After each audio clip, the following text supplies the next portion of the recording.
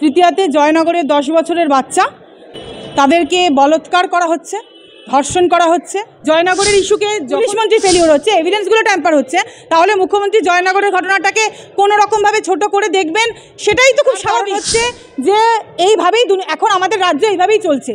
আমরা কোনো নারী সুরক্ষা, নারী নিরাপত্তা আমরা আশা করতেই পারি না। কার কাছে গিয়ে আমরা আশা করব? অপরাজিতা বিল হয়েছে, ভারতীয় ন্যায় সংহিতাতে ফাঁসি দেওয়ার কথা বলা হয়েছে, কিন্তু তদন্ত হচ্ছে। কবিতায় আমরা পড়েছি বাংলার মুখ আমরা দেখিয়াছি, আজকে সেই সোনার বাংলার মুখ কোথায়? বাংলার মুখ তো পুরো ছারখার হয়ে গিয়েছে। শুধু ধর্মীয় মেরুকরণ চলছে এখানে, আর কিচ্ছু চলছে না। কেউ কোনোভাবেই কোনো বিচার পাচ্ছে না এবং পাবেও না। এই সরকারে আমাদের পক্ষে বিচার পাওয়া কোনো মতেই সম্ভব নয়, এবং এই সরকারের যে গুন্ডামি সেগুলোর দ্বারা প্রভাবিত হয়ে এই যে ক্রিমিনালগুলো, তাদেরকে ঢেকে রাখার জন্য সমস্ত আমাদের প্রতিদিনই একটার পর একটা ঘটনা ঘটে যাচ্ছে। মহালয়া থেকে শুরু হয়েছে, আপনারা কতটা জানেন আমি জানি না, আমি বলছি ডিটেলসটা। মহালয়ার দিনে বাঁশদ্রোণীতে 14 বছরের ছেলের মৃত্যু, দ্বিতীয়াতে নিউ টাউনে 16 বছরের মেয়ে, তৃতীয়াতে জয়নগরের 10 বছরের বাচ্চা, চতুর্থীতে পটাশপুরের 30 বছরের গৃহবধূ। বাইরে কি বলা যায়? জয়নগরের ইস্যুকে যখন উনি একটা অন ডিউটি হাসপাতালের ডাক্তারদের যখন অন ডিউটিতে একটা ডাক্তার আছে, সেটাকে যখন উনি একটা দুর্ঘটনা বলতে পারছেন, যেখানে স্বাস্থ্যমন্ত্রীর ফেলিওর হচ্ছে, পুলিশ মন্ত্রীর ফেলিওর হচ্ছে, এভিডেন্সগুলো ট্যাম্পার হচ্ছে, তাহলে মুখ্যমন্ত্রী জয়নগরের ঘটনাটাকে কোনো রকমভাবে ছোট করে দেখবেন, সেটাই তো খুব স্বাভাবিক। এটা তো আমি অবাক কোনোভাবেই হচ্ছি না।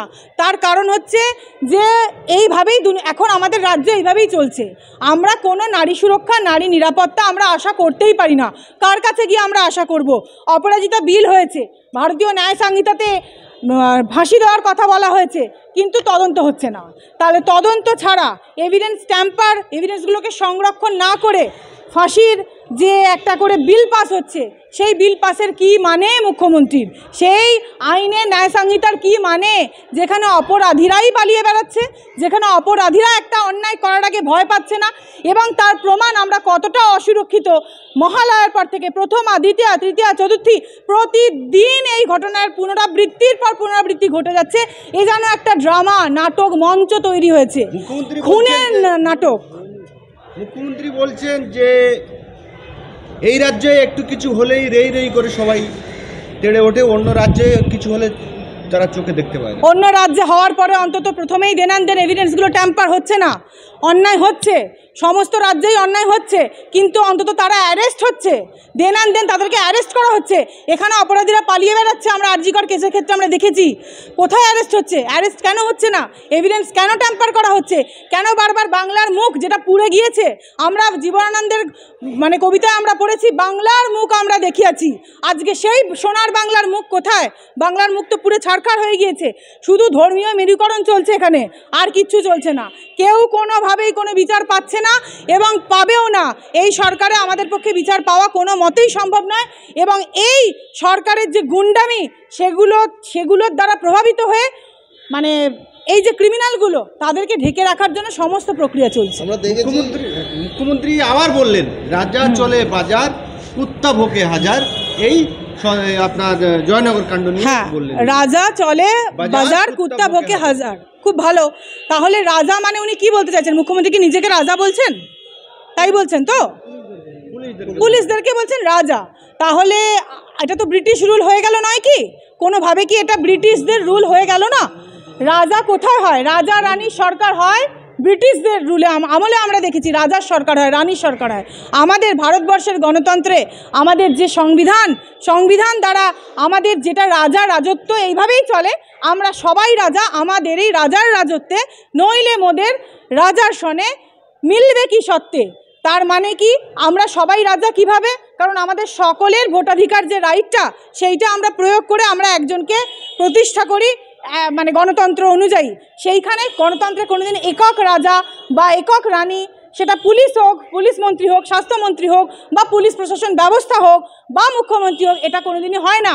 আমাদের জনগণের রিপ্রেজেন্টেটিভ হিসাবে মুখ্যমন্ত্রী, তাই জনগণের সুযোগ সুবিধা অসুবিধা, জনগণকে বিচার পাওয়ানোর চেষ্টা করা এবং তাদেরকে দেওয়া, সেই সবটাই হচ্ছে একজন রাজার কাজ, যে অর্থে আমরা গণতন্ত্রের রাজা বুঝি।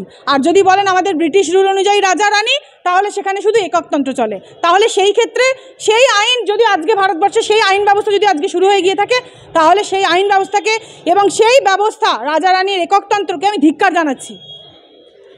পুলিশি নিষ্ক্রিয়তা পশ্চিমবাংলায় হচ্ছে, সেটা প্রত্যেকটি মানুষ অভিযোগ করছেন, আমরাও কিছু কিছু বুঝতে পারছি। হ্যাঁ, কিন্তু পুলিশ মন্ত্রী এবং মুখ্যমন্ত্রী যদি এই নিষ্ক্রিয়তাটাকে ছোট করে পুলিশ প্রশাসনের পাশে দাঁড়ায়, তাহলে সাধারণ মানুষ যাবে কোথায়?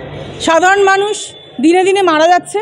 আমি আমার কিছু উকিল বোনদের সাথেও যদি আমি কথা বলছি, এই কিছুক্ষণ আগের কথাই বলছি, সবাই বলছে দিদি আমরা আতঙ্কে আছি, আমরা ঘর থেকে পুজোয় বেরোতে পারবো না। তারা কেউ পুজোয় ঠাকুর দেখতে বেরোবে না, আমিও বেরোবো না, কারণ আমরা সবাই আতঙ্কে আছি। আমি নিজেও, আমার চেম্বার ভাঙচুর হয়েছে, আমার গায়ে হাত পড়েছে, এবং আমার যে গায়ে হাত পড়াটা, সেই জিনিসটাকে আজকে বড় বড় এমএলএ এমপি যারা আছেন তাদের উকিল দাঁড়িয়ে বলছে ওনার কোনো থ্রেটই নেই। তাদের উকিল অ্যামিকাস কিউরে হিসেবে আমার মামলায় দাঁড়িয়ে আমার মুখ থেকে মাইকটাকে স্ন্যাচ করে নিয়ে আমার মুখটাকে বন্ধ করে দিচ্ছে। আমার যেটা মামলা, যেখানে আমি মার খেয়েছি, যেখানে আমি কোর্টের সামনে দাঁড়িয়ে বলছি যে আমি মার খেয়েছি, আমার থ্রেট আছে, আমার থ্রেট দেওয়া হচ্ছে, সেখানে বড় বড় এমএলএ এমপি এবং বড় বড় সব পোস্টে আছেন তারা আইপিএস অফিসার, তাদের এবং তারা এক একটা ক্রিমিনাল, তারা এক একটা ক্রাইম করেছেন, কেউ জেলে কাটাচ্ছেন, কেউ জেল থেকে সবে জামিন পেয়েছেন।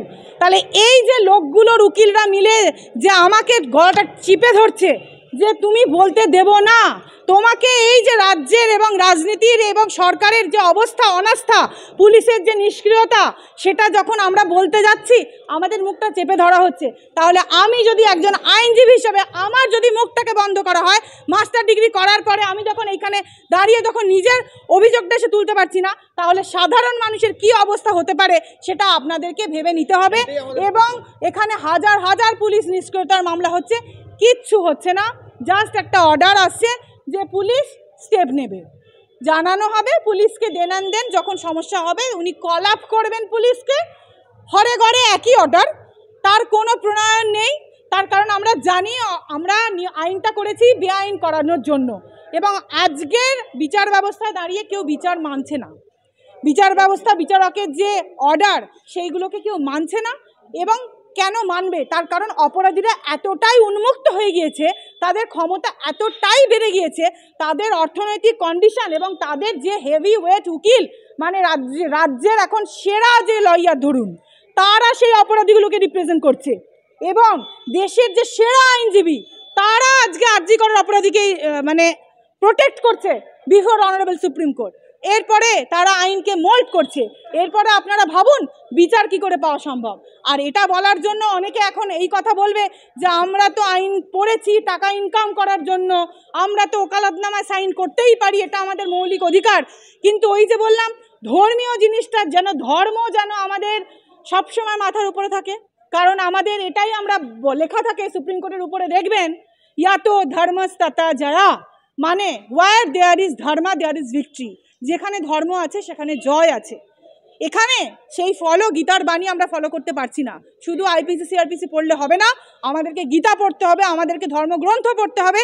আমাদের ধর্মগ্রন্থে বলা হচ্ছে সবাইকে ভাই মনে করো, সবাইকে নিয়ে চলো, সবাইকে নিয়ে উন্নতি করো, বিচার ব্যবস্থা যেন সমান্তরাল হয়, কোনো দিকে যেন সেটা সাফারার না হয়ে যায়, ভিকটিম যেন সবসময় বিচার পায়, সেই জায়গা আজকে নেই। তাহলে কিভাবে সাধারণ মানুষ বিচার পাবে?